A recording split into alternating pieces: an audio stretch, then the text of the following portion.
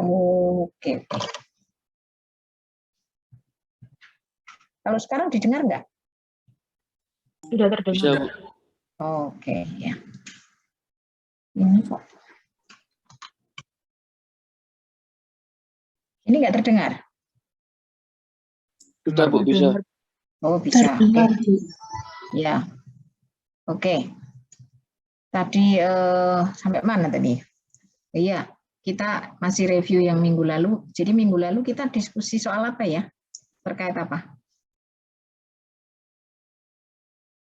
Siapa yang mau menyampaikan? Research question, Bu. Iya, Oke. Research question. Gimana itu maksudnya? Mungkin ada yang mau mengelaborasi lebih luas terkait research question kemarin tuh.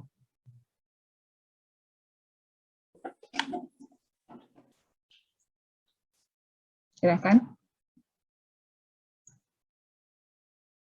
Cornel, gimana Cornel? Kalau yang saya ingat research question itu pertanyaan yang biasa dipakai untuk pertanyaan yang dipakai untuk menjawab suatu permasalahan atau fenomena yang ada gitu. Kayak kemarin kan kita belajar ada 5 times why and 5 times why itu yang mengapa, 5 mengapa. Kayak contohnya kan mengapa ada anggota organisasi saya yang meninggalkan tempatnya. Mengapa? Karena gajinya kurang. Mengapa? Karena merasa tidak berkembang potensinya. Mengapa? Karena merasa keadaan di organisasi ini tidak mendukungnya dan lainnya. Itu seingat saya. Oke, terima kasih Cornelius. Cornelius menyampaikan tentang 5 why. Yang kemarin kita bahas bagaimana untuk membedakan masalah dengan akar masalah yang bisa dijadikan sebagai research question gitu. Oke, kemarin kalau kita kemarin membahaskan tentang defining and refining ya research problem. Jadi pertama pada saat kita riset itu kan tujuannya adalah untuk memecahkan masalah. Jadi masalah itu biasanya menjadi latar belakang kenapa riset itu penting. Nah, persoalannya kadang masalah yang muncul, fenomena itu tidak bisa langsung dipakai sebagai research question, ya kan? Mungkin saya gambarkan gini ya, coret-coretnya ya. Jadi ada masalah, mana tadi coretnya? Ini ada masalah, mana nih? Ada masalah, ini masalah nih ya. Kemarin masalah itu apa? Apa yang masih ingat? Masalah itu apa sih? Yang jarang ngomong aja sekarang, siapa ya? Atau yang jarang ini? Laurencia mungkin. Yang belum ya, bukan yang jarang, belum ya. Laurencia, violin, masalah itu apa, Laurencia?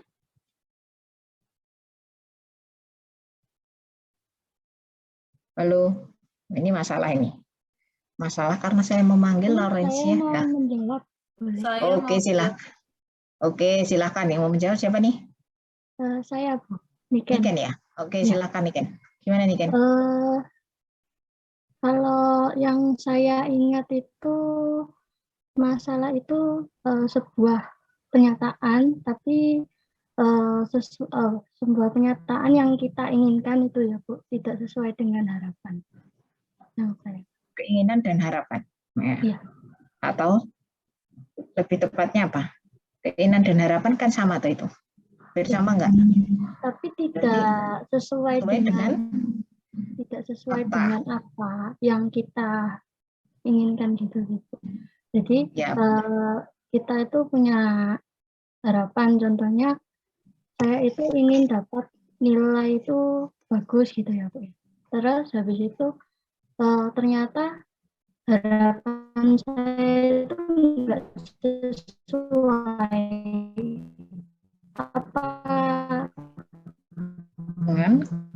apa jadi permasalahan dari nilai. Oke, dengan kenyataan kayaknya nge-lag ini sih. Ini kan ini masalah dengan sinyalnya ya. Harus jadi masalah nih.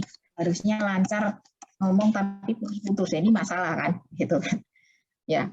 Berarti antara harapan dengan kenyataan, antara yang seharusnya ada kesenjangan ya.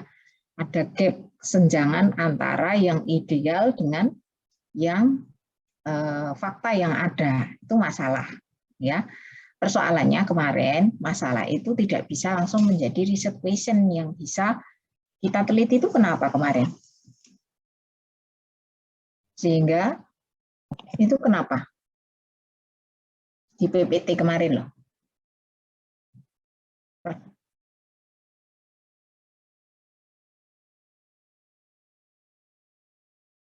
Karena kadang masalah atau fenomena itu kadang terlalu luas. Kemarin kan dikatakan broad problem, ya. Sehingga kalau kita mau langsung dijadikan sebagai riset question, ya. Jadi misalnya ada masalah A, bagaimana menyelesaikan itu? Waduh, nanti risknya itu menjadi terlalu luas. Malah akhirnya yang tujuannya riset kemarin tujuannya itu apa? Kontribusi untuk problem solving kan kemarin itu malah jadi nggak terlalu solutif kan gitu. Jadi di UMAS sekarang juga disampaikan bahwa masalah itu kadang munculnya itu terlalu luas sehingga perlu di-refining kan kemarin, makanya judulnya di-refine, defining and refining. Karena masalah yang muncul itu terlalu luas. Nah, gimana sekarang membuat masalah itu menjadi lebih spesifik? Nah, kemarin itu ada yang secara praktikal itu ada 5W, ya 5 Whys. Ada yang disebut dengan studi pendahuluan, ya kerennya itu preliminary research, ya, studi pendahuluan. Ya toh. Kalau di PPT itu studi pendahuluan pakai apa? Bisa pakai wawancara sederhana, atau bisa juga pakai studi-studi terkait literatur, ya. Jadi istilahnya studi pendahuluan itu kita kayak moto itu loh ya, motret 3 dimensi nih yang mau dipotret, motret kita sendirilah. Nah, kadang kan kita perlu mencari angle-nya yang mana yang mau kita ambil, yang mau menjadi fokusnya yang mana, ya. Jadi untuk mencari angle ini harus dicari dulu studi pendahuluan, bisa menggunakan literatur, atau bisa juga dengan survei sederhana. Ada yang memakai itu ya, survei singkat dulu, misalnya 10 orang, 20 orang, ada yang wawancara dulu ya, atau menggunakan literatur dari riset-riset sebelumnya gitu. Jadi misalnya bisa juga akhirnya fenomena yang sama, tapi yang mau diteliti beda, dari SDM meneliti bidang ini, dari nanti kita di contohnya yang safety leadership itu ya, dari marketing mungkin bisa dari sisi ini gitu. Nah ini kemarin kan kita itu ya, jadi mengingatkan kembali terkait itulah. Sekarang kita akan membahas terkait tugasnya ya. Tugasnya ini saya stop dulu ya. Oke. Nah, tugasnya kemarin kan ada 2 jurnal ya. Dari 2 jurnal itu ada diminta apa sih masalah yang dimunculkan di jurnal itu. Lalu riset question-nya apa, gitu kan? Silakan siapa yang mau sharing terkait tugasnya. Ada beberapa yang sudah saya lihat, tapi saya belum semua. Nanti saya kasih komen. Siapa yang mau menyampaikan? Silakan. Ya, ini nggak masuk lagi ya? Masuk, Bu. Oke ya, oke. Siapa ini yang? Oke, saya ingin share. Tadi siapa ya? Armaika, coba. Armaika. Halo, ada Armaika?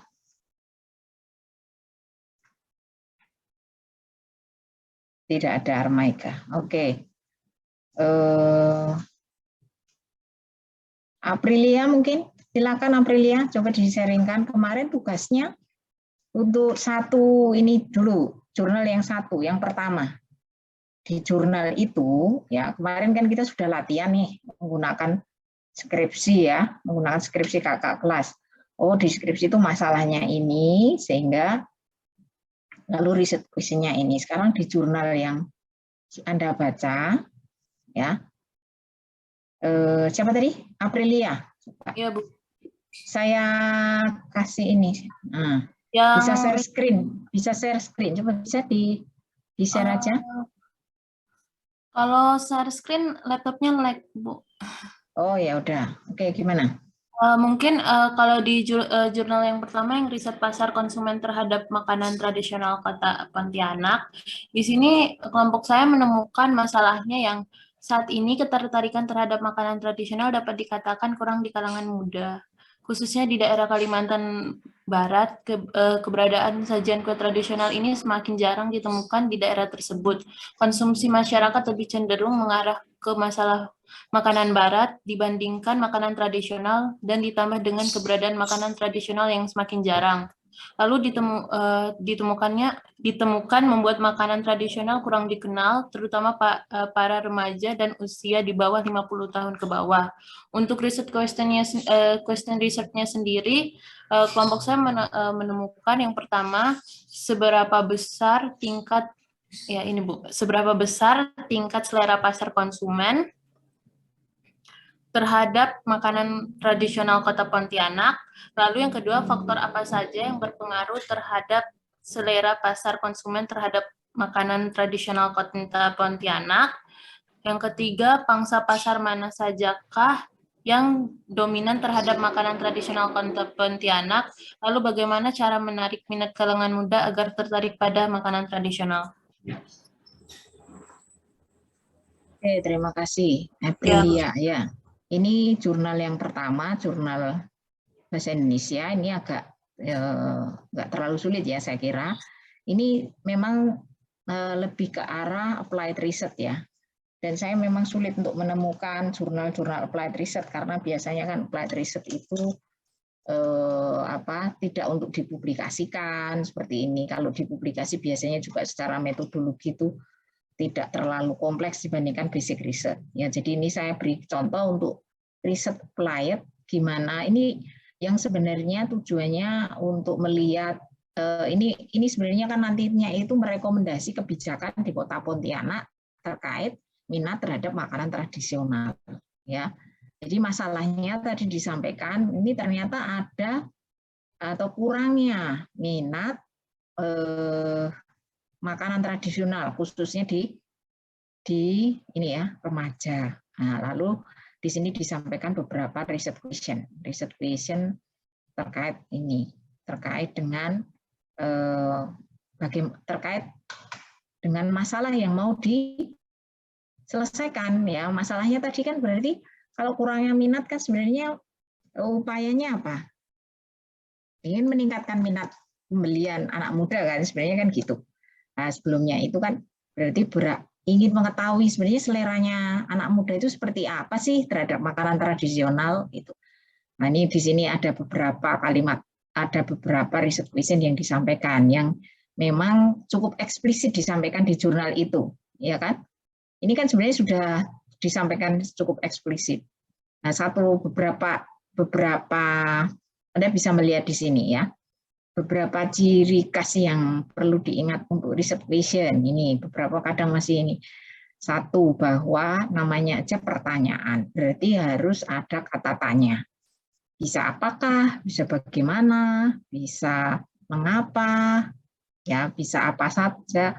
Nah, itu biasanya kalau apa saja kayak gini cenderung itu deskriptif. Oh, ini deskriptif itu apa? Deskriptif kemarin kan kita sudah membahas tuh, menggambarkan sesuatu hal gitu ya.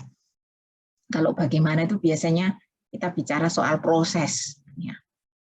Nah, itu ini kali ada kata tanya dan ada kalimat tanya. Lah dari yang mungkin sederhana ini sekarang bagaimana kalau untuk yang misalnya ini riset basic riset nih. Biasanya kan mayoritas dari Anda ya biasa itu melakukan nanti skripsinya kan di basic riset, penelitian dasar yang biasanya menggunakan hipotesis ya. Kalau ini tadi kan nggak menggunakan hipotesis nih ya. Nah, sekarang kita akan membahas yang kedua. Yang pertama saya rasa di sini sudah cukup jelas. Jadi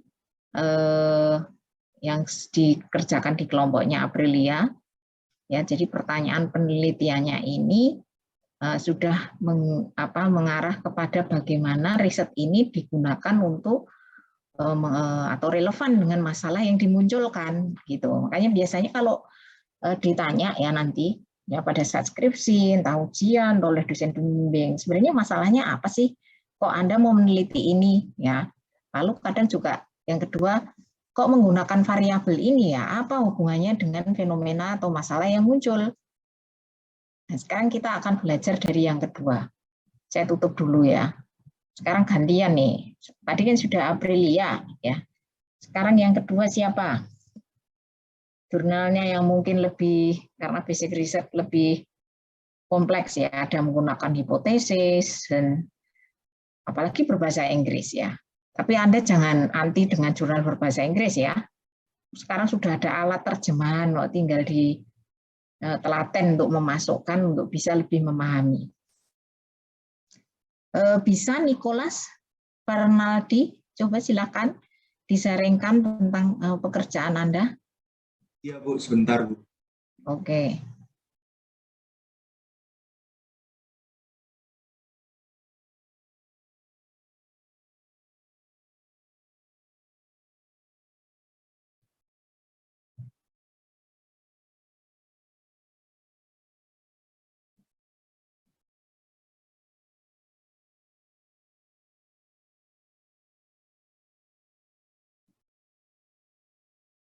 Bisa dibesarkan, kecil sekali nih, bisa di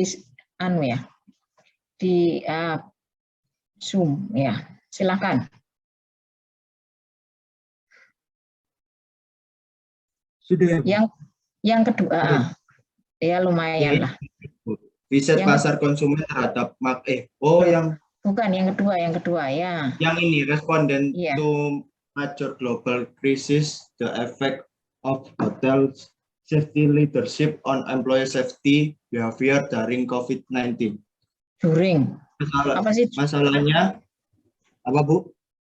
Enggak, juring. Juring itu apa sih? Selama. Oke, lanjutkan aja. Masalahnya yang menjadi latar belakang sehingga riset ini dilakukan apa? Hotel memiliki klaster wabah dan kasus COVID-19. Oleh karena itu, pandemi COVID sangat memengaruhi keberlanjutan industri perhotelan di tingkat makro dan operasi normal di tingkat mikro. Oke, ya. Jadi di jurnal itu disebutkan bahwa pandemi COVID kan digambarkan. Lalu salah satu industri yang cukup terpengaruh itu hotel. Kenapa? Karena hotel itu kan tempat bertemunya banyak orang ya, dan beberapa dan itu bisa menyebabkan menjadi klaster gitu ya. Beberapa hotel memang akhirnya menjadi klaster wabah, klaster virus ya, atau COVID-19 itu gitu. Dan ini mempengaruhi sustainabilitas dari hotel itu. Lalu riset questionnya gimana? Ya, riset questionnya yang pertama, pengaruh kepemimpinan keselamatan hotel pada perilaku keselamatan karyawan selama pandemi COVID-19. Yang kedua, bagaimana peran mediasi pemulihan kepercayaan terhadap pengaruh kepemimpinan keselamatan hotel dan perilaku keselamatan karyawan. Yang ketiga, bagaimana peran moderasi risiko yang dirasakan pada kepemimpinan keselamatan dan keselamatan karyawan. Oke, ya, sudah bagus untuk menyusun riset question. Ada kata tanya, ada kalimat tanya ya. Ini belum sih nomor 1 ya, nomor 2, nomor 3 ya. Nomor 1 ini kalau ini kalimat tanya atau kalimat positif ya, kalimat berita ya. Halo, siapa tadi? Nicholas? Kalimat berita harusnya. Berita harusnya. Seharusnya gimana nih riset questionnya? Question masuk kuatio tulisannya. Oh, nggak ada riset. Question itu pertanyaan ya. Apa tulisannya harusnya gimana? Riset question. Tulisannya harusnya gimana itu? Atau pertanyaan penelitian, boleh pakai bahasa Indonesia. ya. Tapi kalau nulis pakai bahasa Inggris juga yang benar, gitu ya. Oke, itu teknis ya, perlu diperhatikan hal-hal seperti itu ya. Saya selalu bilang hal teknis saya perhatikan ya. Nanti deskripsi pun seperti itu. Kalau hal teknis nanti Anda nggak perhatikan bisa terhambat tuh hal-hal yang kayak gitu. Dan itu perlu menjadi kebiasaan Anda nanti sampai bekerja juga perhatikan hal-hal kecil gitu. Oke, balik lagi ke sini. Seharusnya kalau menjadi research question yang nomor 1 tuh bagaimana berarti? Ya, itu bagaimana pengaruh kepemimpinan keselamatan hotel pada perilaku keselamatan karyawan selama pandemi COVID. Oke, ya. Ya, bagaimana pengaruh atau apakah kepemimpinan keselamatan berpengaruh terhadap employee safety behavior ya. Tuh. Oke, sekarang pertanyaan saya ya. Ini kan masalahnya ini kan terkait itu tadi ya. Hotel menjadi klaster ya. Kok riset question-nya terus nongol kepemimpinan keselamatan atau safety leadership ya. Kok yang diteliti itu gimana ini munculnya, kenapa kok gini? Saya minta tolong nggak usah pakai nyebutnya ini ya. Mungkin John Calvin, ada nggak John Calvin ya? Minggu kemarin nggak masuk kayaknya. John Calvin masuk nggak? Oke. Gimana John Calvin? Menurut Anda, kenapa ini ya kalau saya coret di sini? Ini kan masalahnya itu ini nih. Ini nggak perlu kalau seperti ini cuma satu tuh nggak perlu pakai ini langsung aja, nggak perlu pakai nomor balet. Nah kalau di nomor itu kan kalau ada beberapa ya. Jadi kenapa di sini kan masalahnya ini? Kenapa di sini tiba-tiba nongol ada kepemimpinan ini? Kalau ada employee safety behavior, kenapa itu?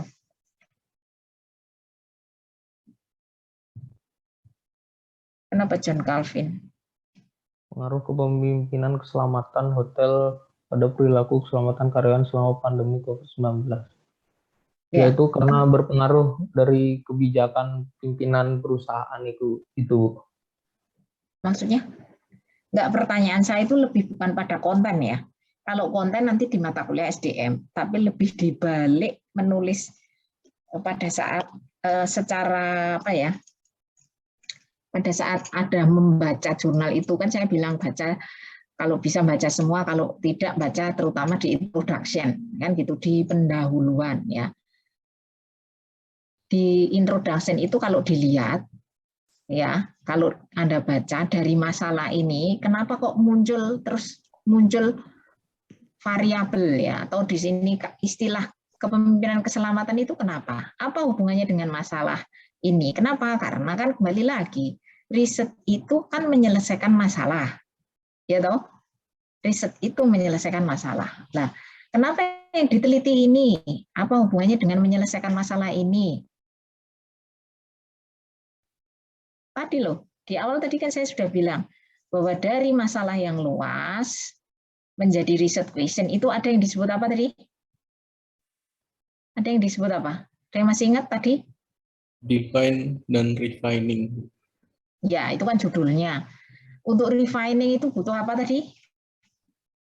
Rian? Butuh studi lebih lanjut.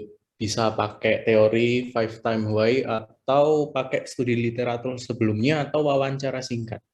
Ya, kalau di yang tadi, di jurnal tadi pakai apa berarti Brian? Kalau yang Anda baca? Kalau di jurnal itu pakai studi literatur sebelumnya, Bu. Juga. Oke, ya, good. Jadi kenapa muncul tiba-tiba muncul kepemimpinan keselamatan itu kan nggak tiba-tiba jatuh, ya kan? Tapi ada studi literatur sebelumnya. Kalau Anda lihat, bisa ditutup ini siapa? Nicholas, terima kasih. Coba lihat ini, ya. Jadi yang tadi saya sampaikan di awal. Yang masalah perlu dimunculkan juga nanti saat di latar belakang, tapi kan tiba-tiba langsung muncul variabel-variabel.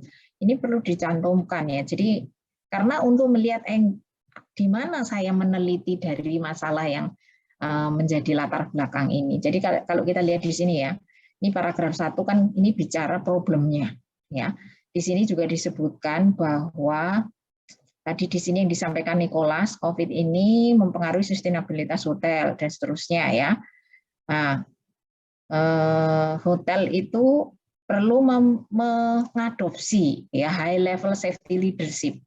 Ya ini karena kan keselamatan itu menjadi hal yang penting di situ, sehingga perlu bagaimana mengadopsi safety behavior, dan di sini dipengaruhi oleh safety leadership. Kalau Anda lihat di sini ya, ini saya nggak bisa menjelaskan secara detail ya, tapi kalau Anda baca di sini logikanya di situ. Poinnya adalah ini, bentar, ya ini itu adalah yang tadi disebutkan, kita sudah diskusi di awal tadi. Ini adalah studi pendahuluan dari literatur sebelumnya, ya terkait dengan istilahnya apa?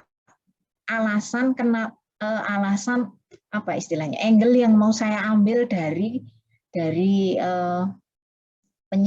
penyelesaian masalah yang mau dikontribusikan melalui penelitian ini. Ya. Jadi itu contoh yang ada di ini. Tadi itu sebenarnya juga ada di penelitian yang sederhana tadi juga ada, cuman literaturnya tidak sebanyak dengan dibandingkan basic research gitu. Jadi kalau dilihat di sini kan ceritanya kalau jadi dibutuhkan perilaku yang safety melalui kepemimpinan, dan termasuk juga ini kan ada SOP juga ya. Cuman persoalannya mungkin SOP nanti konteksnya tidak di bidang apa ya, mungkin bisa di bidang manajemen lain. Ya, di sini mengambil terkait dengan safety behavior ya. Nah, kenapa kok dihubungkan dengan safety employee safety behavior? Di sini juga ada ya. Karena menyangkut bahwa hotel itu adalah industri terkait hospitality. Hospitality itu apa sih? Keramataman. Di mana dalam keramataman itu dibutuhkan banyak layanan dari SDM, sehingga kalau ingin tetap sustain, konsumennya itu yakin, berarti harus ya memiliki SDM juga yang memiliki perilaku safety sehingga memberi rasa aman bagi konsumen. Nah, maka dihubungkanlah SDM ini juga di SDM yang mempunyai employee safety behavior itu juga, ini kok nggak bisa turun ya? Oh ini karena harus di-clear dulu.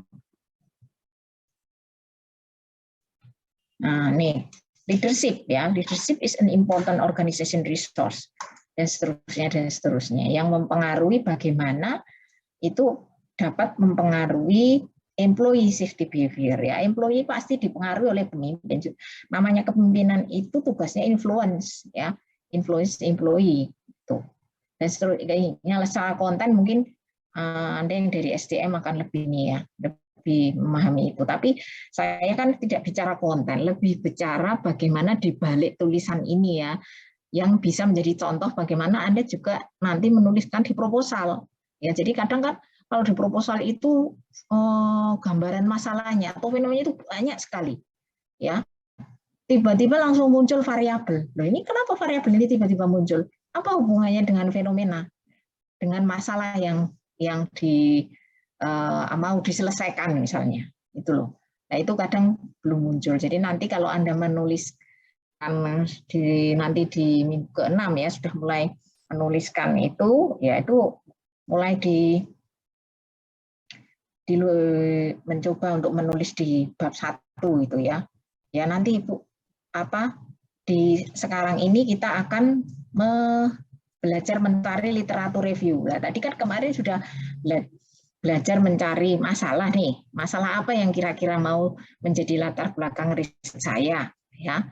Lalu belajar membuat riset question. Walaupun literaturnya mungkin kemarin ada yang nanya saya, Bu ini mencari jurnal, silakan mau mencari jurnal juga nggak apa-apa, tapi jurnalnya tidak usah untuk dikumpulkan. Baru minggu depan nanti Anda silakan mencari jurnal sesuai dengan minat riset Anda gitu ya.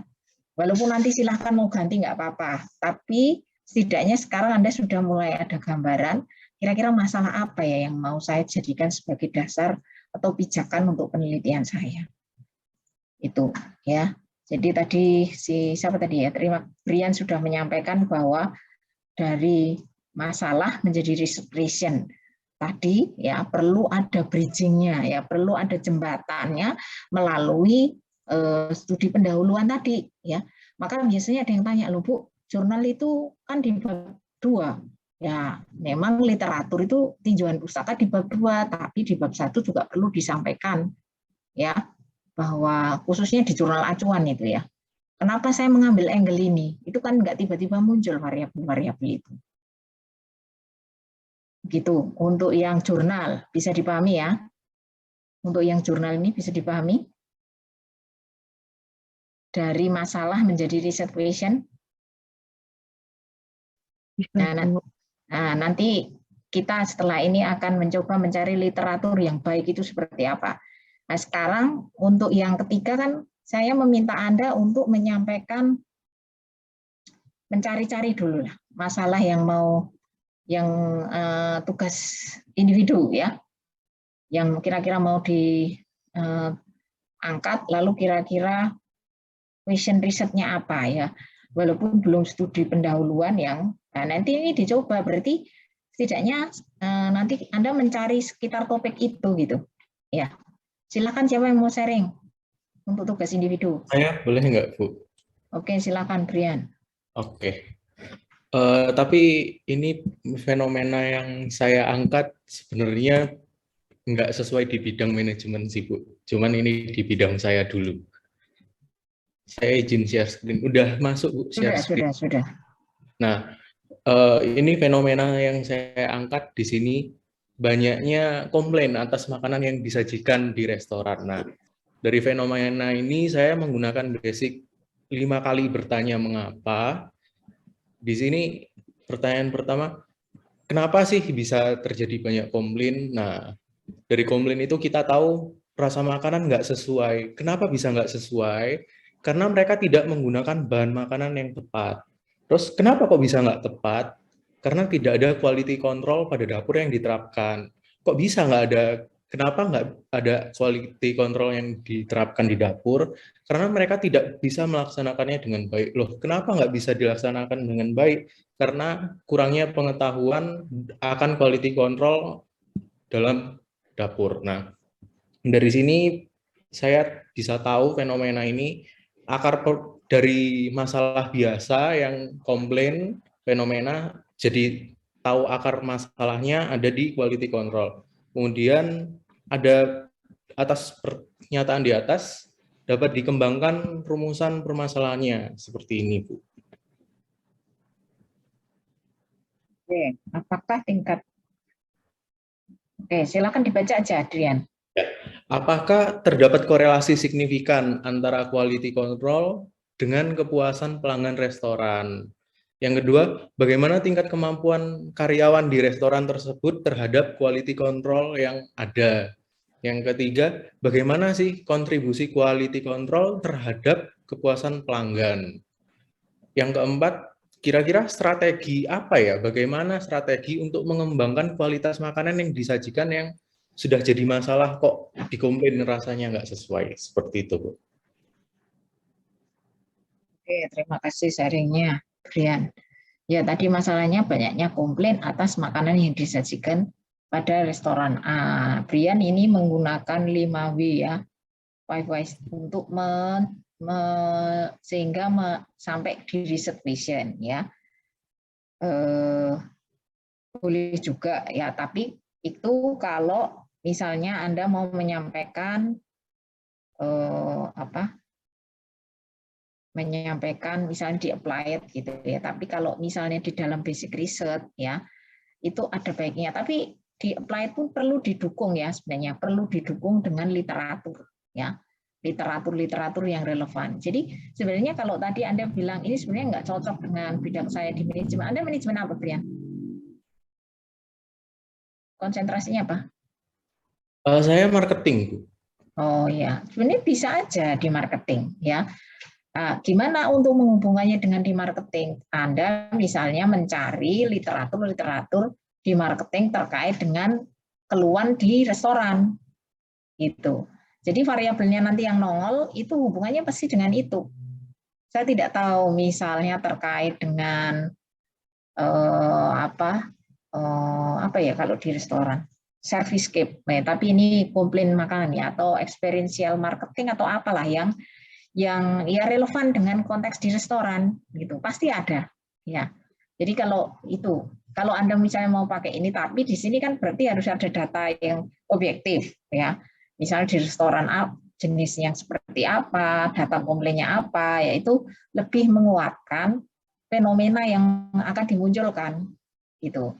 Kalau banyaknya komplain itu banyaknya komplain itu Anda ambil sumber dari mana? Kayak tadi misalnya di jurnal tadi kan misalnya terkait COVID itu tadi kan ada datanya dari mana kan gitu. Ya. Oke, tapi nggak apa-apa untuk belajar gitu ya. Jadi ini akan menjadi riset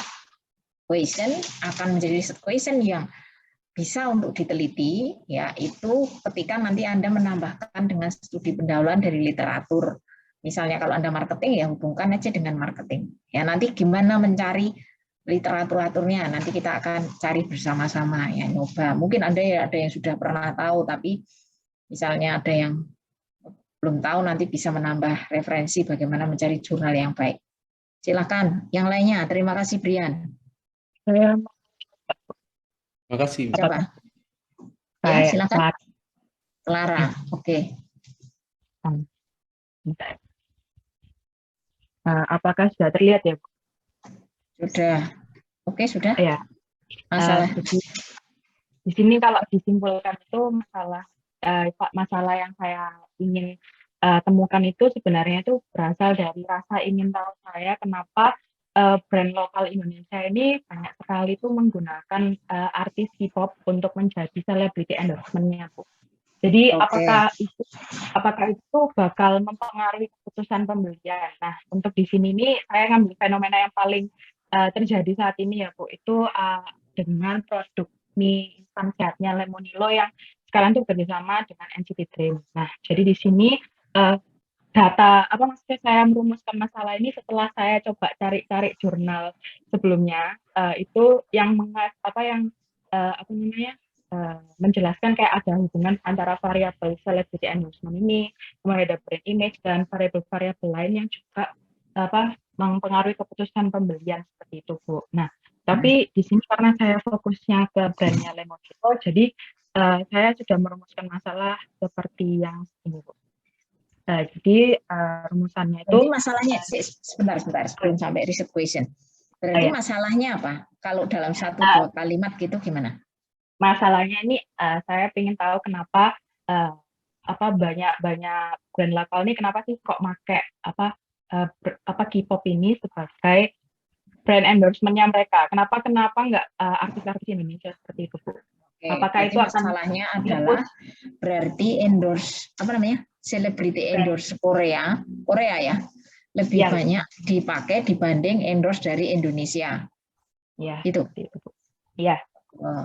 Oke. Silakan. Kenapa kok mengambil Lemonilo? Kan yang pakai nggak hanya Lemonilo, banyak Shopee, apalagi?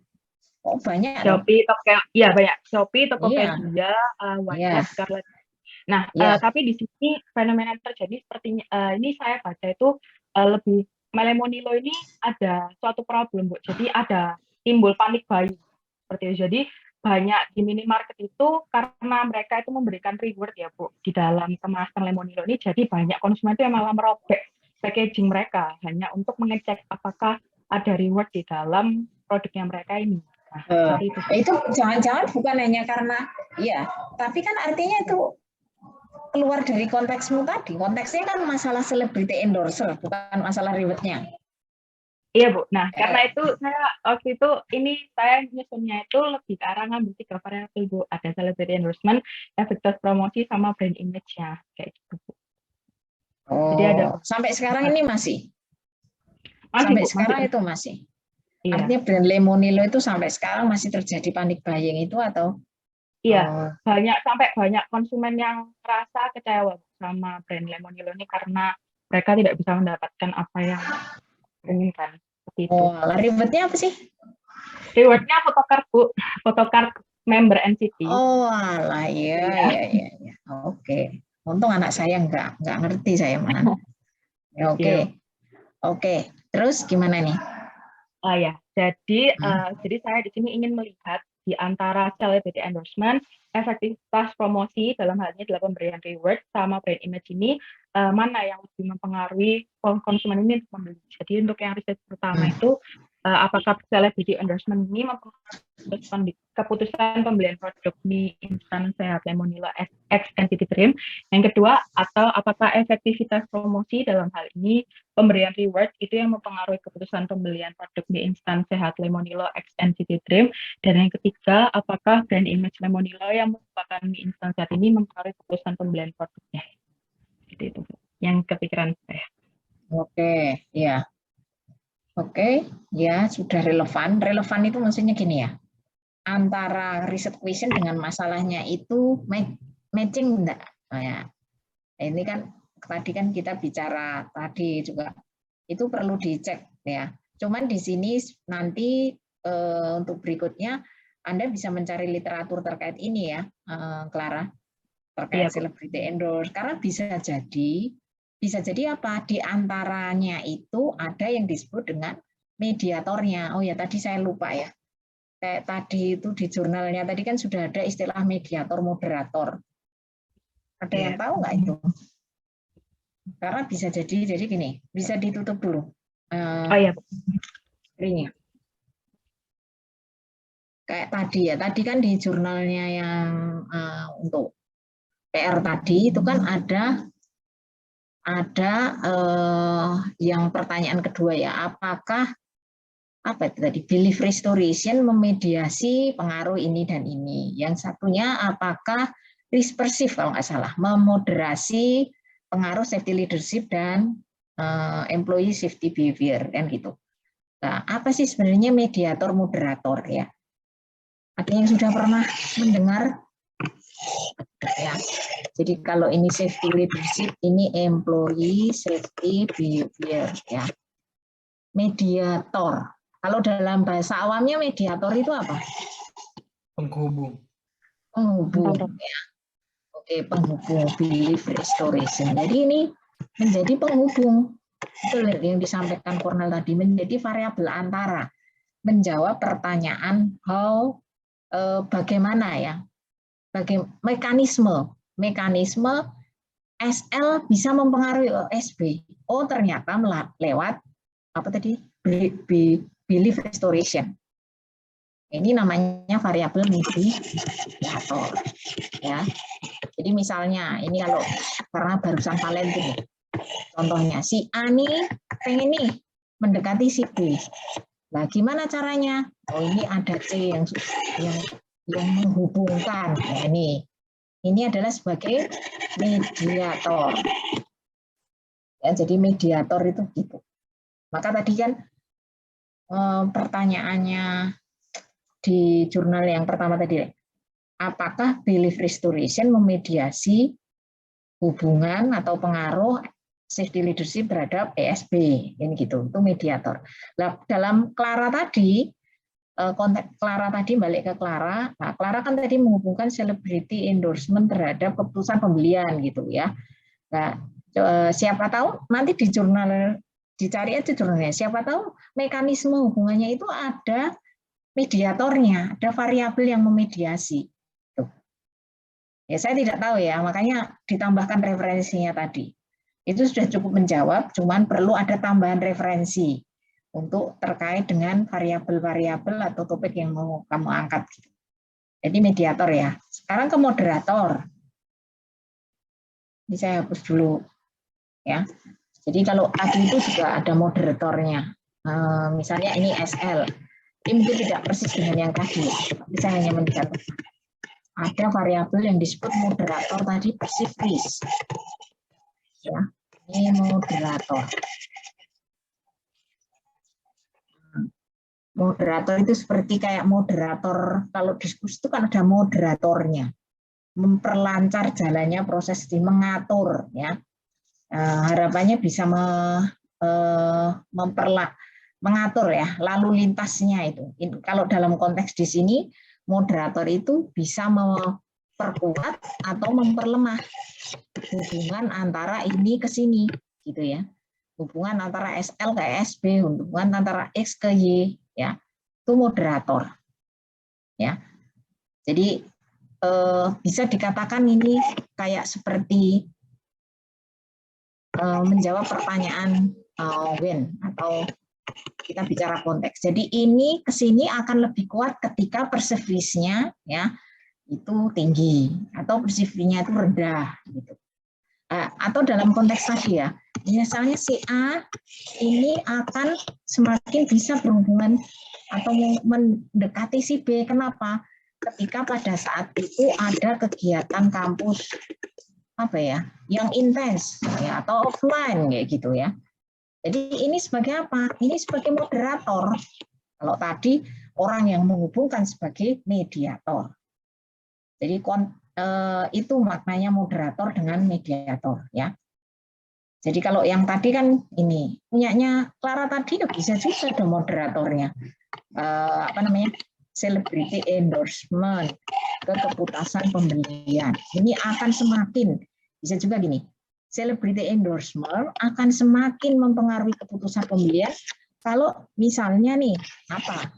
Selebritinya bisa juga ya dari Korea. Ini akan semakin nih, tapi kalau Indonesia bisa jadi melemah misalnya ya, atau sebaliknya gitu. Tapi poinnya ini kan contoh aja. Tapi poinnya coba dicari literaturnya dulu sehingga bisa mempertajam dari riset question yang akan diajukan. Begitu ya Clara ya. Baik Bu, terima kasih. Ya ini setidaknya ketika nanti Anda membaca kok ada mediator, moderator ya, itu nanti bisa membantu untuk semakin memahami. Oke, satu lagi ini tadi Clara itu marketing ya? Iya Bu. Oke, Brian juga marketing. Saya ingin yang dari SDM atau retail. Ayo, siapa yang dari SDM? Saya minta Clara. Siapa yang dari SDM sini Clara? Biar saya nggak buka file. Oh, dari SDM. Aduh, saya kurang tahu Bu. Kebanyakan saya tahu marketing di sini Bu. Retail. Saya punya catatannya. Sebentar ya, tapi Kalau biar nggak buka maunya itu. Kalau nggak salah Matthew itu retail. Tahu saya.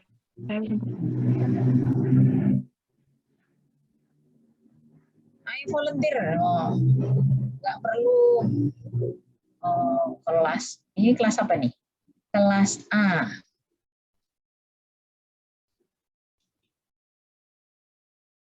Masuk nggak ada yang dari SDM? Tadi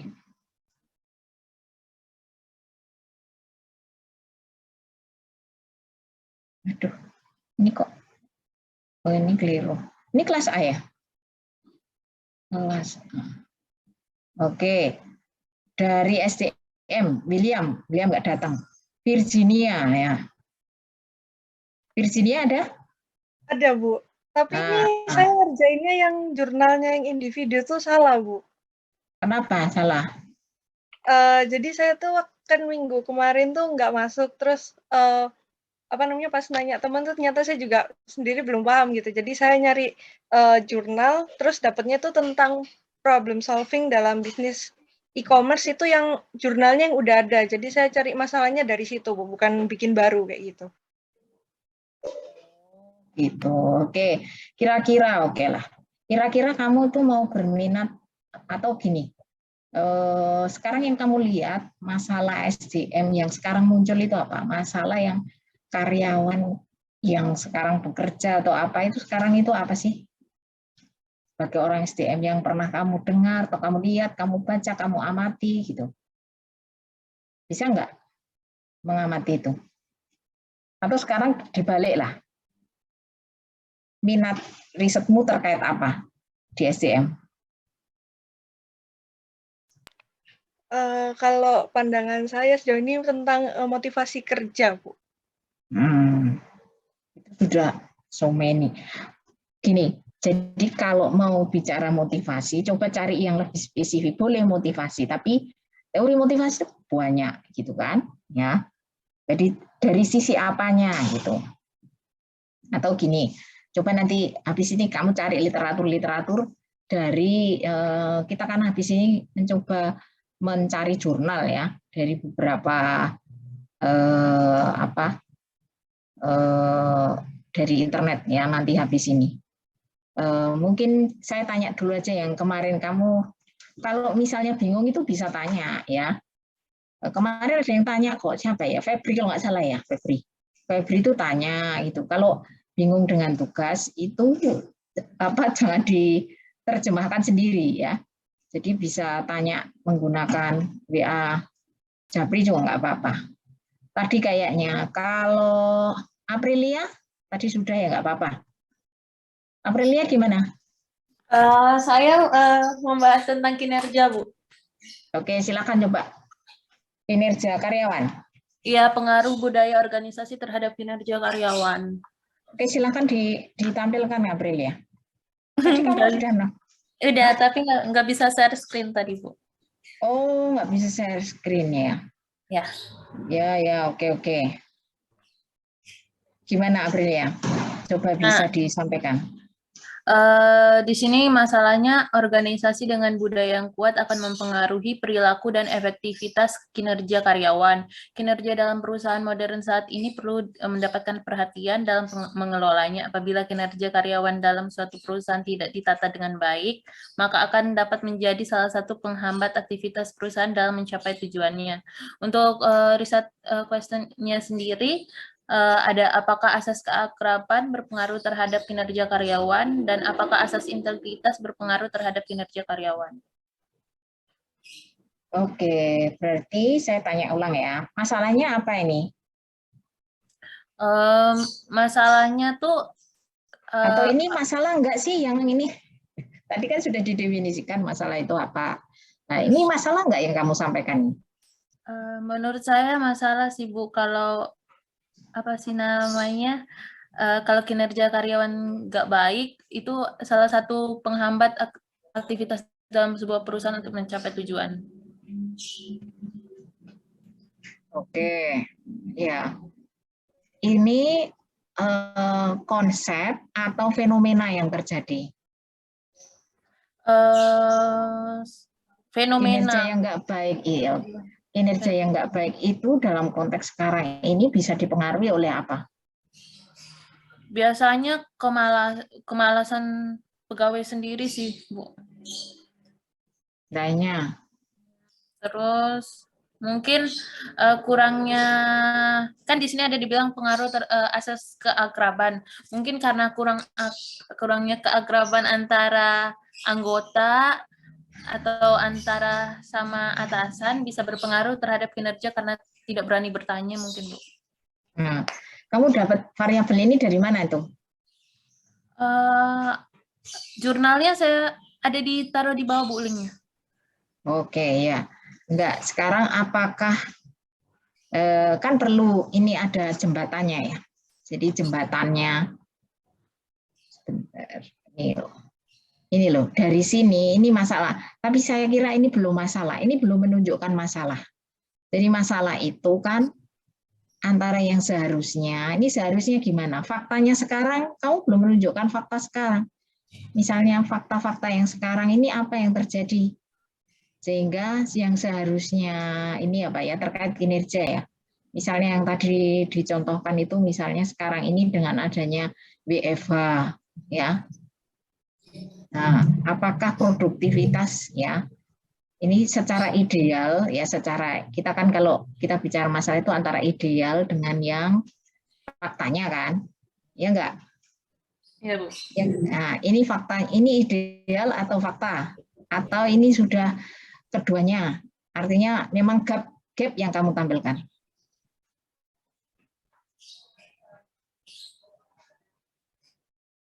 Kalau tadi misalnya contohnya Brian tadi kan, oh banyaknya keluhan, ya itu kan cukup jelas ya masalahnya. Harusnya kan dengan servis yang ini nggak ada atau minim lah keluhan gitu. Keluhan itu bisa aja kan, kemarin kita sudah membahas di sini apa di mana itu ya. Keluhan itu boleh, tetapi pada tingkat tertentu ketika melebihi batas itu sudah menjadi problem gitu. Ya, nah, ini kalau kita lihat di sini ini belum menunjukkan gap antara fakta dengan yang seharusnya fenomenanya gitu. Jadi coba diamati lagi misalnya terkait dengan karena apa ya, walaupun tidak semuanya harus pandemi, itu nggak harus, fenomena itu tidak harus pandemi, tapi turunan dari pandemi itu banyak gitu loh, perilaku yang kayak safety behavior tadi, atau mungkin karena sekarang fenomena remote working itu kan banyak terkait SDM. Nah, lalu dan di sini itu harus ada jembatan tadi. Kenapa terkait kinerja di sini tiba-tiba muncul keakraban? Kenapa di sini yang kedua ini apa? Terkait apa? Asas integritas.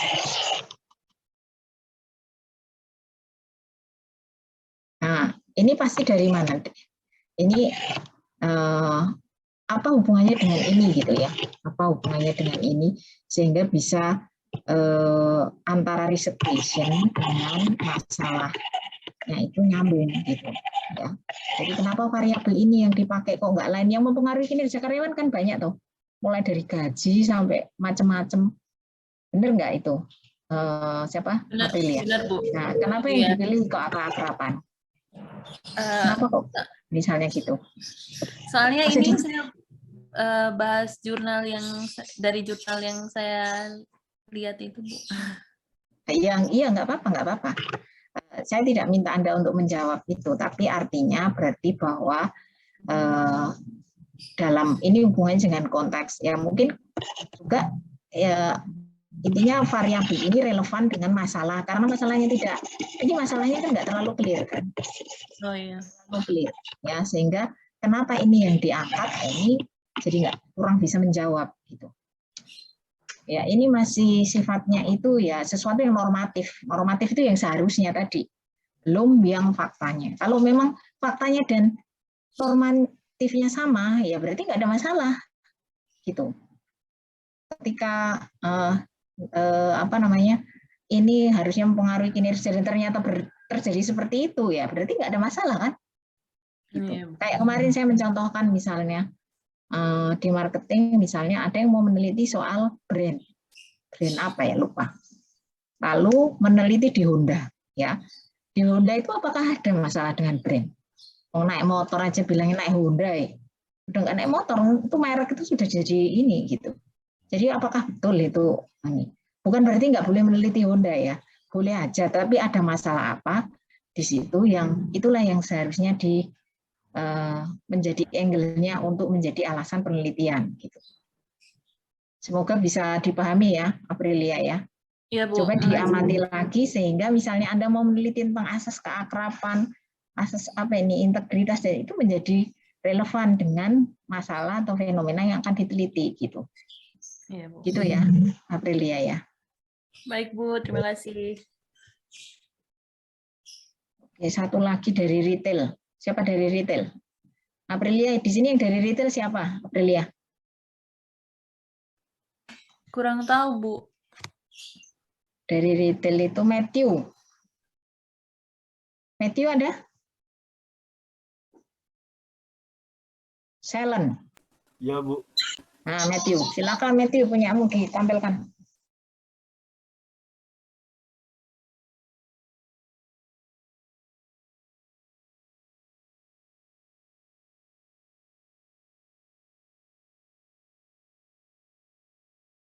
Halo, Matthew, bisa menampilkan? Halo Bu, bisa Bu? Halo, ya. halo. Oke. Ini tugas individu saya ini aku ambil judulnya dari itu Bu. Cari artikel dulu aku Bu, baru. Ya nggak apa-apa, nggak apa-apa dari artikel nggak apa-apa. Nah, ya itu relevan dengan yang diangkat, masalah yang mau di ini menjadi latar belakang.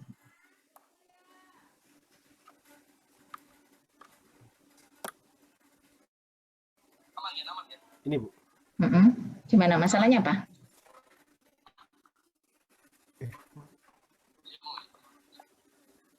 Ini penurunan itu pendapatan UMKM akibat COVID-19. Terus, oke, itu masalah jelas. Oke, clear masalahnya penurunan pendapatan. Oke, cuman relevansinya dengan konteks retail yang mau diangkat apa? Dengan apa ya? Fenomena di retail loh kamu? Iya Bu, retail. Gimana? Ini kan COVID kan mempengaruhi perekonomian ya Bu. Jadi pendapatan di setiap sektor penjualan semuanya itu menurun. Nah, jadi aku mau cari tahu bagaimana sih cara naikin naikin pendapatan di kala COVID-19 ini, misalnya cara melihat tren pasar yang sedang naik-naiknya tuh bagaimana caranya gitu. Ini kan sudah turun. Oke, ini kan masalahnya, ini rumusannya bagaimana dampak COVID terhadap penjualan itu sudah jelas kayaknya ya. Perlu tadi teliti itu. Itu sebenarnya pertanyaan saya. Bagaimana dampak COVID-19 terhadap penjualan itu sudah jelas kan. Tadi katanya Anda menyebutkan bahwa penurunan, ada penurunan, gitu. Iya. Nah, itu kenapa harus diteliti lagi itu, gitu. Itu yang pertama. Yang kedua, yang terutama adalah, nah, ini kan rencananya yang mau ini menjadi awal dari ide skripsi yang mau ditulis toh. Jadi perlu dilihat bahwa ini relevan nggak dengan konsentrasimu. Kecuali misalnya kamu bicara nih UKM yang basisnya retail gitu. Kira-kira. Gitu. Kamu di retail mau meneliti apa sih? Sebenarnya itu kalau misalnya meneliti terkait e-commerce online gitu apa bisa ya, Bro? Ya bisa aja. Bisa. Sekarang kamu amati yang ada di e-commerce online atau retail online itu apa sih sekarang masalah yang kadang muncul. Ya, lihat aja dari review-review yang ada gitu. Misalnya Anda bisa mengambil dari situ. Atau dari ya.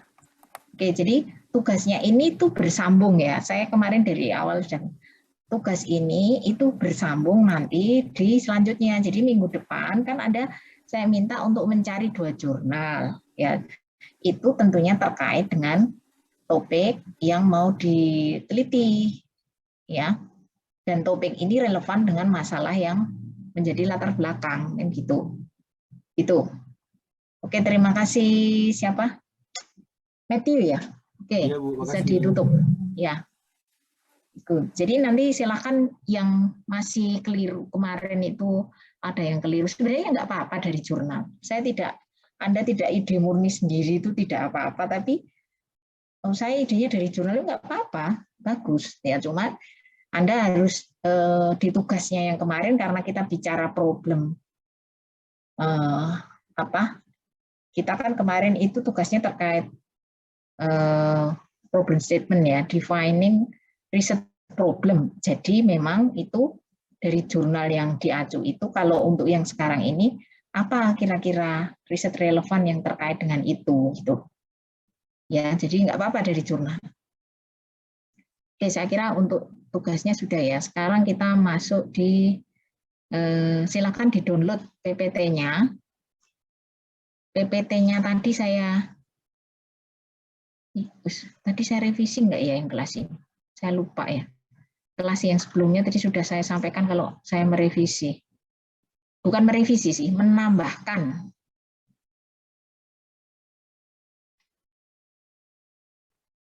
Sudah saya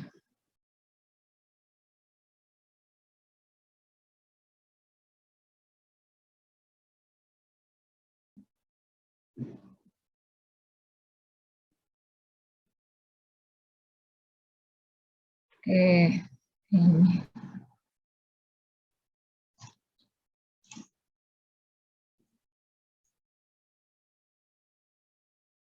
Halo, bisa dilihat ya?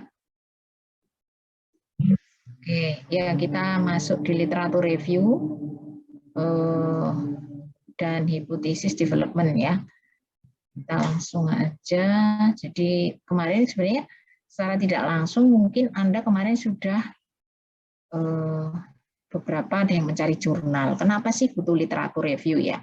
Kalau kita lihat scientific research yang sudah kita bahas di awal ya, di bukunya sekarang itu di salah satunya adalah terkait rigor ya, teori. Kalau misalnya nggak harus pakai teori grain-grain yang besar, setidaknya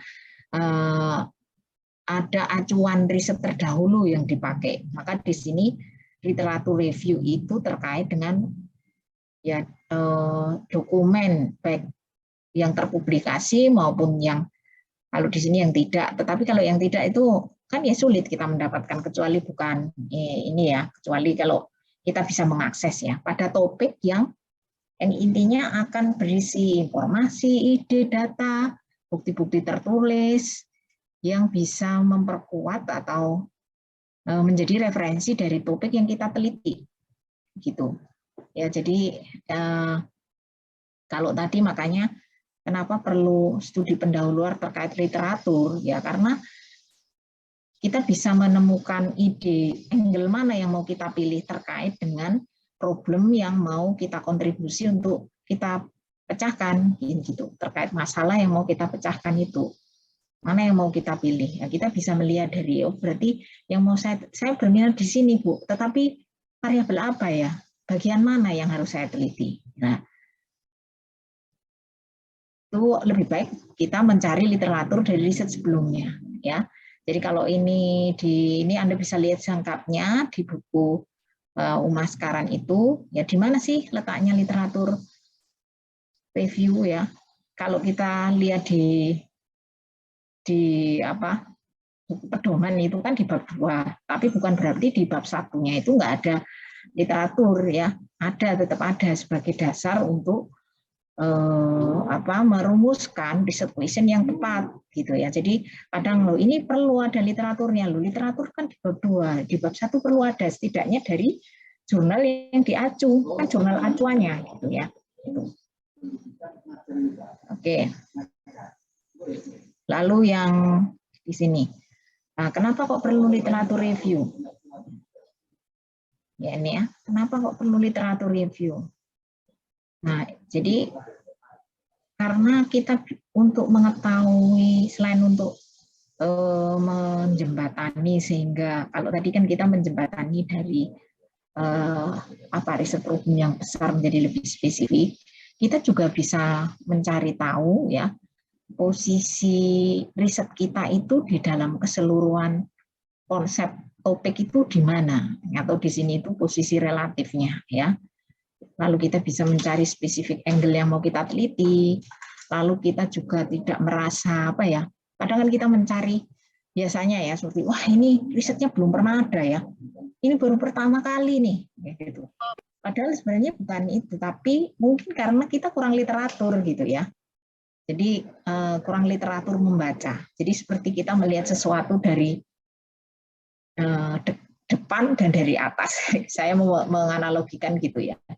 Kalau melihat dari depan itu kan kayaknya sesuatu itu hanya hanya sesuatu kota aja. Tetapi ketika kita melihat dari atas ternyata itu ada banyak hal yang ada di situ. Gitu. Sama juga.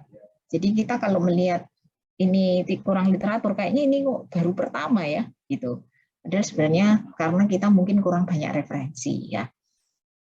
Nah, maka Anda pasti selalu diminta untuk setidaknya 2 jurnal ya nanti kalau di skripsi ya kalau secara praktek untuk riset baik applied maupun basic kan perlu literatur ya. Tapi dalam konteks skripsi nanti dosen bimbing juga akan mengarahkan literatur apa yang relevan untuk perlu dicantumkan sehingga Anda ada beberapa hal yang mungkin bisa Anda gali lagi terkait konsep ini di dalam model penelitian. Nah, ini ada beberapa hal ya, termasuk juga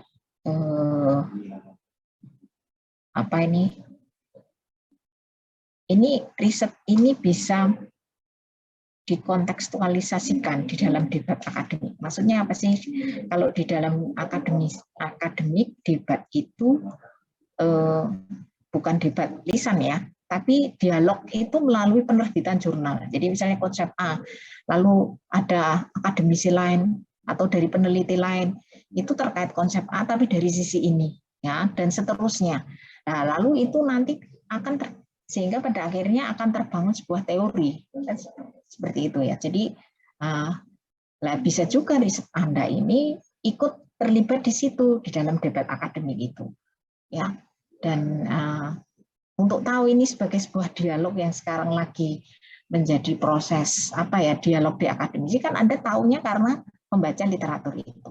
Ya, itu beberapa hal yang disampaikan terkait kenapa kok literatur itu menjadi hal yang penting. Lalu fungsi spesifiknya di dalam deskriptif study, di induktif kemarin eksploratory atau beberapa penelitian kualitatif itu juga perlu adanya literatur. Di sini Anda bisa membaca lebih detail. Yang banyak dilakukan di skripsi nanti itu biasanya deduktif kan. Anda kan mengkonfirmasi sebuah konsep atau teori gitu.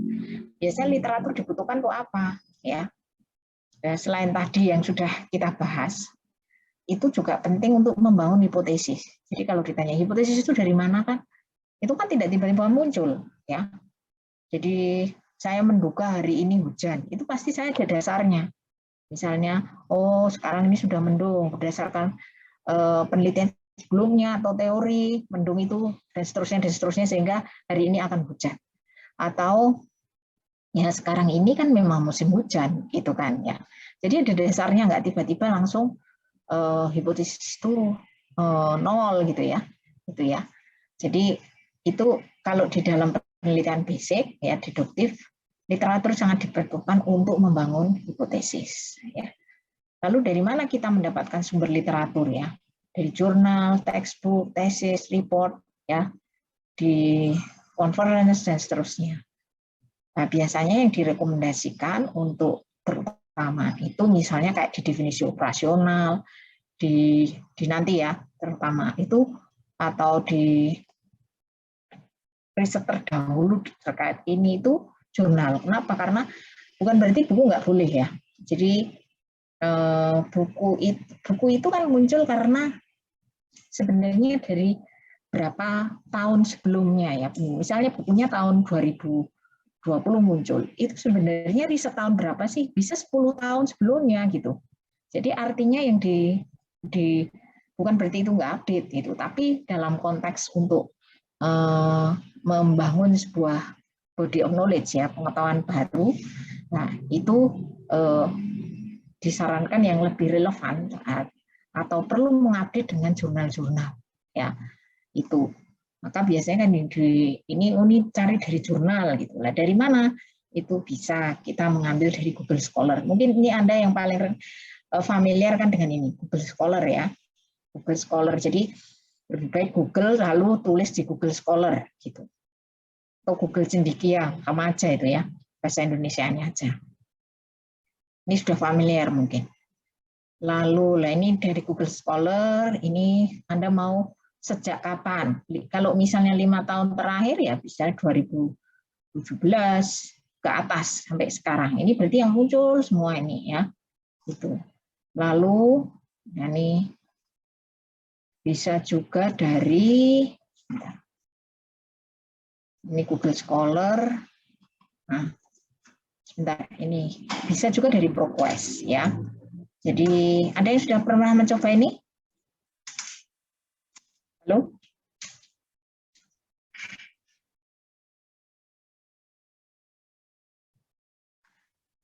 Halo? Bu, mohon maaf, sepertinya PPT-nya nge-stuck tadi, Bu. Oh, ini ya, nggak bisa ya? Iya. Nggak jalan ya? Iya. Oke, ya nggak jalan PPT-nya. Oke, ada yang sudah pernah mendownload dari ProQuest? Belum, Bu. Nah, ini bisa dicoba linknya menggunakan username ini yang dilanggan oleh WM ya. Ini bisa menjadi alternatif ya, itu. Atau kalau misalnya bahasa Indonesia boleh nggak sih Bu? Ya boleh aja. Tetapi kan ya sebenarnya belum tentu juga jurnal internasional itu lebih bagus tuh belum tentu gitu ya. Sama juga berarti Indonesia belum tentu lebih jelek kan gitu. Di Indonesia pun banyak juga jurnal-jurnal berbahasa Inggris. Jadi bukan berarti bahwa Indonesia itu berarti jurnalnya bahasa Indonesia semua, enggak juga gitu ya.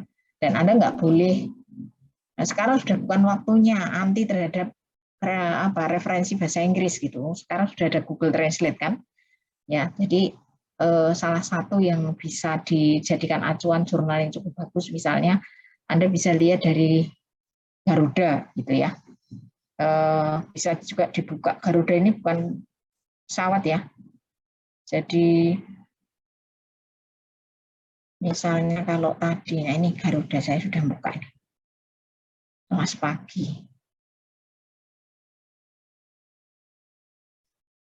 Ya, jadi misalnya tulis diklik di situ, kenapa sih? Ya, biasanya di sini bisa ya. Jadi misalnya, oh ini keliru lagi.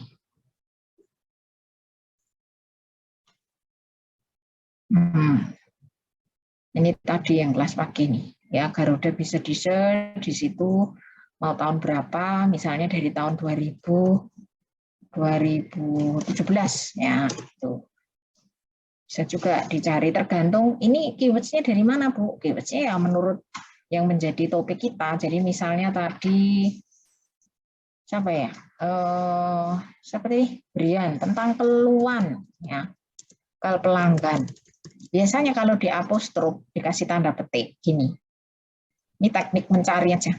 Nah, ini kalau dikasih tanda petik berarti yang keluar itu kalau ada kata keluhan pelanggan. Tapi kalau tidak dikasih tanda petik berarti yang keluar di sini yang menggunakan kata keluhan atau yang menggunakan kata pelanggan gitu. Tahu ya bedanya ya jadinya ya. Halo? Paham, Bu. Hah? Oke, ya, oke ya. Jadi ini kan ada keluhan pelanggan, ini keluhan pelanggan, ini keluhan pelanggan gitu. Misalnya keluhan pelanggan dan restoran. Keluhan pelanggan restoran, misalnya. Saya tidak tahu apa ada enggak ya. Nah, tuh.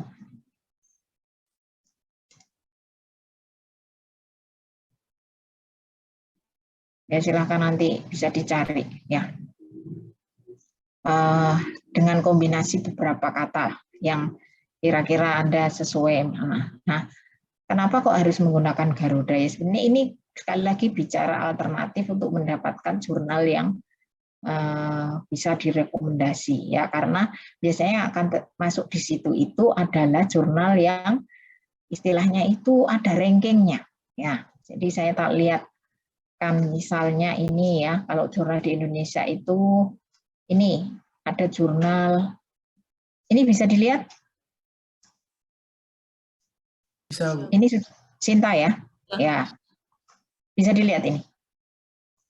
Bisa. Oke. Bisa, Bu. Ya kalau virtual bolak-balik harus konfirmasi. Harus konfirmasi. Ini bisa dilihat gitu kan. Sebentar.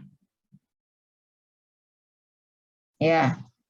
Nah, jadi istilahnya apa sih ini? Sinta Indonesia itu adalah apa ya? Sistem untuk perankingan jurnal-jurnal gitu ya. Jadi kalau semakin S-nya semakin kecil berarti ini jurnalnya semakin bagus ya. Bisa kita klik di sini ya. Jurnal ya nih misalnya lah ini memang tidak langsung seperti Garuda tadi ya. Kalau Garuda tadi kan langsung artikel-artikel nih. Ya, ini masih jurnalnya, nama jurnalnya ya. Sorry ini source dulu ke bisnis. Nah, ini yang bisnis-bisnis. Misalnya kita nyari satu. Nah, ini dari jurnal mana nih? UNESA ya. Anda bisa lihat di sini. Pengaruh kayak kepemimpinan apa nih? Ini SDM nih. Ya, cenderungnya apa? Ya semakin bagus itu biasanya kan pada dasarnya jurnal itu kan direview. Direview itu gimana sih? Kalau jurnal yang bagus itu direview itu diperiksa soal keakuratan dalam hal pengembangan konsep, model, metode. Jadi kalau Anda merefer jurnal-jurnal yang bagus itu kan berarti nanti riset Anda juga akan bagus gitu. Ya. Jadi kadang ada yang ngumpulin jurnal ini nggak jelas nih jurnal apa, pokoknya riset ya itu.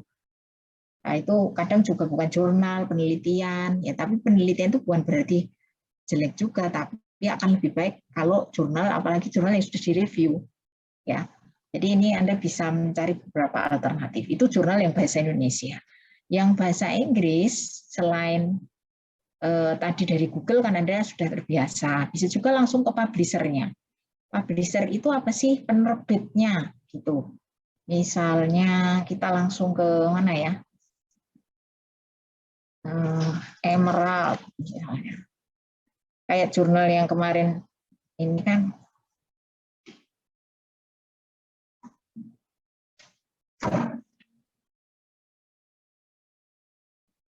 bisa dilihat nih. Bisa, Bu. Emerald ya. Oke. Misalnya nyari apa? Seperti tadi juga. Customer complaint atau handling. Complaint handling gitu ya. Complaint handling. Apostrof.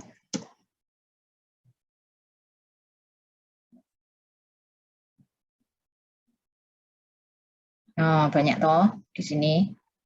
Nah, mungkin tidak semuanya open access ya. Apa sih open access? Itu jurnal yang tanpa Anda membeli atau membayar, Anda bisa membuka ya. Itu misalnya ada yang open access, ada nggak ini yang open access? Di sini juga bisa kita lihat yang open access aja gitu ya. Kita lihat yang 1 tahun terakhir, ini open access semua. Jadi misalnya nih ya, kita buka, klik, ini tanpa kita membayar, kita sudah bisa membuka. Kenapa? Ya karena kalau open access itu yang bayar yang nulis gitu. Kenapa kok yang bayar yang nulis ya? Karena pengen yang baca banyak. Kalau gratis kan yang baca banyak, yang ngutip banyak. Ya, jadi istilahnya nanti citasinya jadi banyak. Ini kan, itu. Yaitu ini open access. Kalau nggak open access tapi saya pengen, gimana caranya? Misalnya yang tidak open access tapi saya pengen membaca gitu.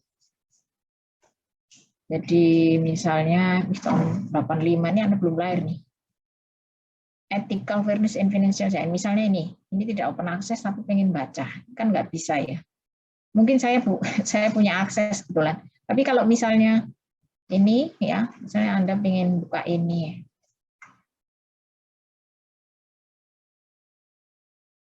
nah ini saya pengen ini, tapi tidak punya akses ya. Jadi harus beli ya. Ini bisa menggunakan ini ada organisasi yang baik dari donatur-donatur agar kita bisa tanpa membeli, ya namanya Skyhub. Mungkin sudah pada tahu, yang belum tahu, tapi ada yang belum tahu. Kalau saya mengasumsikan tahu, ternyata ada yang belum tahu, kan saya salah juga. Jadi ini kita copy aja di sininya. Misalnya,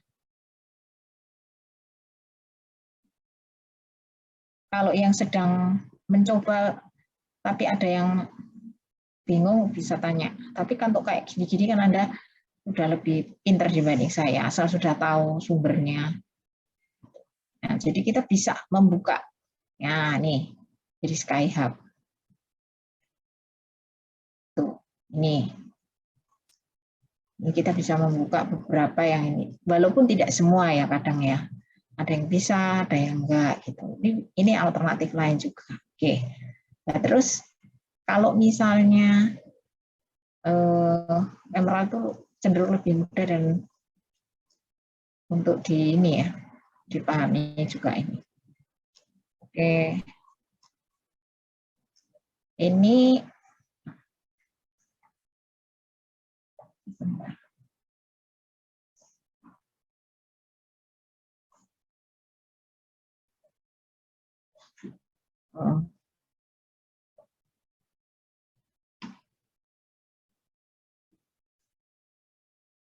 kualitas.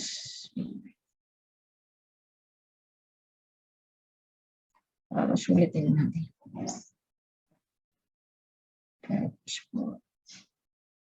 Oke.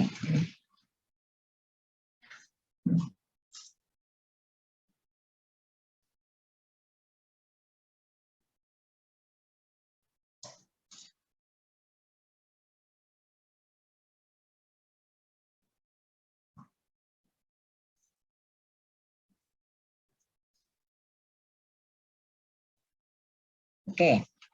Nah ini sekarang kita harus cari jurnal itu yang seperti apa sih yang bagus ya, yang bagus yang seperti di PPT tadi ya, jurnal yang bagus itu kalau di sini ya. Ini yang di beberapa ciri-ciri kalau di UMA sekarang itu dijelaskan di situ ya. Research question-nya jelas ya. Ini ya. Apakah main research question atau problem statement itu disampaikan secara jelas ya, dan termasuk juga menganalisanya. Apakah relevan research question-nya ya? Apakah studi itu, apakah riset itu dibangun dengan riset terdahulu yang bagus gitu ya. Itu beberapa. Lalu satu hal juga ya, yang penting adalah ketika itu riset kuantitatif, Anda kan mayoritas di sini nanti kuantitatif. Di dalam riset terdahulunya itu variabel-variabelnya itu sudah ada atau enggak, definisi operasional atau itemnya lah ya. Jadi nanti kalau membuat kuesioner itu jangan buat kuesioner itu bangun sendiri ya, buat sendiri. Saya misalnya tentang komplain handling, saya tulis sendiri aja gitu. Ya, jangan itu ya, karena bahan kuesioner itu kan alat ukur. Kalau alat ukurnya salah, itu istilahnya nggak valid, itu nanti datanya itu menjadi bias juga ngambilnya. Jadi valid itu misalnya begini, kalau kita mau ngukur berat misalnya, harusnya menggunakan apa, Clara? Ngukur berat biasanya pakai timbangan. Nah, kalau mengukur berat pakai timbangan. Tapi kalau mengukur berat tuh pakai meteran kan salah ya. Itu contoh ekstrim ya. Tapi itu salah satu analogi nggak valid itu seperti itu. Jadi misalnya mengukur customer apa tadi, komplain handling, item kan menggunakan item-item ya. Menggunakan itemnya itu tidak mengukur variabel yang sesungguhnya yang akan diukur. Itu namanya nggak valid. Ya, jadi itu namanya nggak valid. Kalau di dalam riset kita menggunakan dari pertanyaan yang sudah dilakukan oleh riset sebelumnya, itu biasanya sudah diukur, sudah diuji validitasnya. Ya walaupun nanti Anda menguji lagi ya deskripsi, tapi kan sudah, artinya sudah teruji gitu ya. Nah, itu yang salah satu hal biasanya yang saya minta, coba di situ dicek ada enggak pertanyaannya untuk item-itemnya, karena nanti kalau enggak, sekarang memang Anda belum membangun kuesioner atau di bab 3-nya kan belum sampai. Nah, tapi nanti kalau ternyata enggak ada, cari lagi jurnalnya. Jadi misalnya ini, ya di sini dilihat aja measurement-nya, ya. Atau ada enggak kuesionernya ya. Kalau enggak di body, biasanya di sini loh ya. Nah ini, kayak ini kan variabelnya sudah jelas. Perceived efforts, ini. Belum saya download ya, tapi di sini kan kelihatan measurement scales. Berarti ini item-itemnya atau pertanyaannya itu sudah ada gitu ya. Jadi variabel yang misalnya di sini ada di modelnya itu sudah ada pengukurannya. Perceived effort, perceived justice, satisfaction, dan seterusnya dan seterusnya. Ini akan memudahkan Anda. Jadi kalau sekarang misalnya Anda harus cari jurnalis, pokoknya ada dulu ya. Lalu nanti nyari lagi, belum tentu cocok dengan belum tentu nanti itu dapat itemnya yang diharapkan itu. Makanya dari awal ya, jadi minggu depan silakan cari 2 jurnal. Tadi ada beberapa cara yang sudah saya sampaikan ya. 2 itu boleh bahasa internasional semua atau salah satu bahasa Indonesia, tapi tidak boleh dua-duanya bahasa Indonesia. Ya, lalu salah satunya coba Anda ini baca aja di abstrak. Ini risetnya itu tujuannya untuk apa sih? Nggak usah bicara metode dulu, kita kan belum sampai itu ya.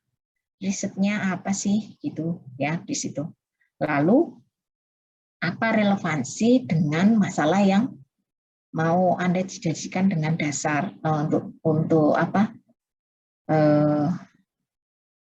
Alasan dari penelitian ini. Ya, jadi di Bella nanti saya sampaikan bahwa tugasnya ada mencari 2 jurnal, ya, 2 jurnal. Sumber itu banyak sekali ya, dan ini tentunya sesuai dengan rumpunnya sendiri-sendiri ya. Jadi kalau tadi itu ada rumpun retail tapi jurnalnya keuangan ya. Jadi ini nyambung, sekali lagi ini nyambung sampai nanti UAS nanti gitu. Sekarang kan kemarin sudah mengobservasi nih, ya sekarang cari literatur terkait dengan topik yang mau diteliti, ya. Bisa dipahami? Ya, Bu. Bisa dipahami? Apa Bu, tugasnya? berarti Bisa, ini Bu. tugasnya mencari 2 jurnal ya, Bu. Iya. Jurnal yang untuk kita nanti gunakan skripsi nanti. Atau untuk UAS nanti maksudnya. Jadi gini, ini kan outputnya nanti terakhir itu kan proposal ya, gitu.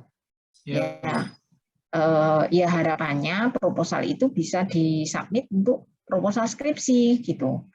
Jadi kalau menurut saya ya arahnya ke skripsi nanti gitu. Walaupun nanti di tengah bisa berubah itu sangat mungkin, nggak apa-apa gitu. Tapi sekarang yang terbersih di Anda apa dulu itu aja gitu. Nanti di tengah silahkan mau berubah nggak apa-apa. Tapi kalau sekarang udah mantep ya lebih bagus. Karena kalau di tengah berubah berarti kan Anda harus mencari lagi toh. Gitu. Bisa dipahami Cornel? ya paham Bu. Berarti kita tugasnya sekarang untuk minggu depan itu mencari 2 jurnal. Iya, betul. Lalu nanti 2 jurnal itu kita submit atau biar nanti kita keep dulu gitu? Enggak, disubmit. Makanya disubmit, lalu nanti ada satu yang Anda buat dalam satu lembar itu, satu jurnal itu isinya apa ya. Nanti saya buatkan ini, saya kayak kemarin tuh loh ada tabelnya itu. Lalu apa relevansi dengan masalah yang Anda sudah amati gitu. Kan bisa jadi masalahnya akan berubah toh dengan yang kemarin sudah Anda submit. Karena kemarin kan ada beberapa yang ada salah. Gitu. Ya, baik Bu. Terima kasih Bu. Oke, terima kasih. Anda sebenarnya bisa juga, kemarin kalau yang belum dia masalahnya apa ya, itu bisa juga dapat ide dari jurnal, karena jurnal kan seperti tadi juga pasti diawali dengan fenomena. Betul nggak? Jurnal-jurnal itu banyak yang diawali dengan fenomena, lalu Anda dapat ide, oh iya ya, berarti ini yang mau, sekarang ini mungkin ada juga fenomena seperti itu, gitu. Oke. Bisa dipahami, Alvin? Alvin? Bisa, Bu. Oke, jadi tugasnya apa, Alvin? Mencari 2 jurnal. Kemudian kita membuat suatu catatan dari masalah jurnal itu. Anda membuat resume jurnal itu dan relevansi dengan masalah yang mau Anda jadikan latar belakang penelitian. Paham maksudnya? Paham, Bu. Nah, jadi misalnya kayak gini. Saya sekarang ini ada yang mengangkat gini. Sekarang ini persaingan di hotel, yang tadi itu apa ya? Persaingan hotel di kota wisata tertentu lah gitu. Itu tuh sudah meningkat ya. Persaingannya meningkat, sementara juga wisatawan menurun gitu ya. Lalu berdasarkan riset sebelumnya itu disampaikan bahwa experiential marketing itu menjadi pengalaman konsumen di tempat wisata termasuk di dalam industri hotel itu sangat penting berdasarkan literatur sebelumnya itu ya. Lalu mencari jurnal terkait misalnya experiential marketing atau experiential apalah whatever tentang terkait dengan pemasaran yang berbasis pengalaman. Jadi berarti jurnal itu relevan dengan apa relevansinya ya? Relevansinya berarti bahwa dalam masalah terkait dengan turunnya ini dan tingginya persaingan, pengalaman konsumen ini menjadi hal yang penting yang perlu menjadi perhatian dari perusahaan-perusahaan perhotelan gitu. Jadi riset terkait experience marketing itu sebenarnya berkontribusi untuk memecahkan persoalan penurunan konsumen. yang kita bisa kendalikan ya. Artinya turunnya konsumen kan bisa juga karena kondisi ekonomi ya, itu kan atau COVID ya. Kita kan nggak bisa mengendalikan itu gitu ya. Tapi dari internal organisasi kan ada yang bisa diupayakan. Gitu. Bisa dipahami ya Alvin ya? Bisa, Bu. Oke. Bisa paham ya? Febe? Paham, Bu. Paham. Oke, terima kasih. Ada yang mau tanya lagi? Bu, saya mau nanya. Iya. Untuk yang masalah pribadi yang tadi tugas kemarin itu ada feedback nggak Bu dari Ibu? Ada. Nanti saya, ini belum selesai ya, nanti saya kembalikan ke Google Drive. Cuman sebelum saya kembalikan, tolong mulai kalau misalnya ada yang dipikirkan kembali, yang belum nemu terutama, yang belum nemu atau salah, berarti mikir kembali, mengobservasi kembali kira-kira masalah apa yang mau jadikan latar belakang. Begitu ya Teresa ya? Iya Bu, makasih Bu. Ada lagi?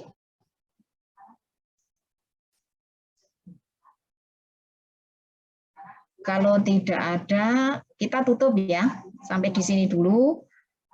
Coba dicari-cari lagi ya. Browsing itu butuh waktu ya. Belum membacanya, baru browsingnya aja butuh waktu. Tapi nggak apa ya. Beberapa alternatif bisa Anda lakukan itu. Terima kasih. Kita tutup dulu dengan doa. Bisa minta tolong. Tadi siapa ya? Ini bisa minta tolong Nicholas untuk doa penutup. Ya, dokumentasinya siapa? Febri atau Cornel? Silakan minta tolong. Ya, saya bisa, Bu.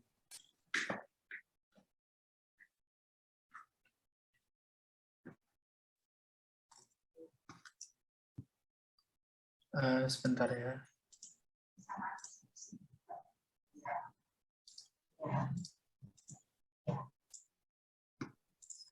Ya. Oke, slide pertama 3, 2, 1.